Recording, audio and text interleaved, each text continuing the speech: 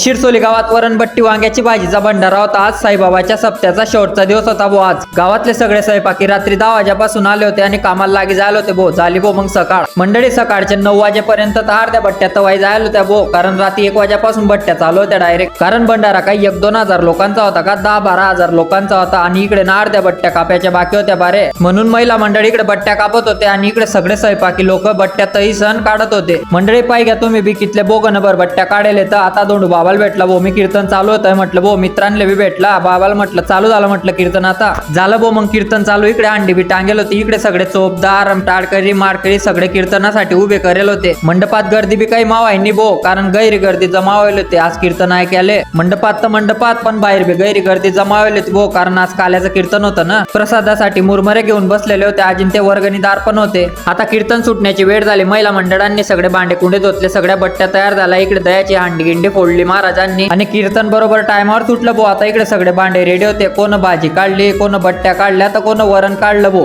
कार्यकर्ते नुसते जोमानं भिडेल होते भो, आणि बसाडल्या मग नुसते आडप सडप पंक्ती। पहिल्याच पंगतले गैरे लोक जेवत होते डायरेक्ट। नजरपुरेंनी एवढ्या दूर लोक बसेल होते आणि कार्यकर्ते बी नुसते जोमानं भिडेल होते। झाल्या भो मग 3-4 पंक्ती। आता इकडे बट्ट्या कापणार महिला मंडळ पण जेवणाले बसे गेले। आता इकडे 4थी-5वी पंगत ज्याले बसली, इकडे वरणबट्टी वांग्याची भाजीचा स्टॉक गैरा रेडी होता आणि आम्ही बी ज्याले बसे गेले भो, जेवले भो मग आम्ही बी।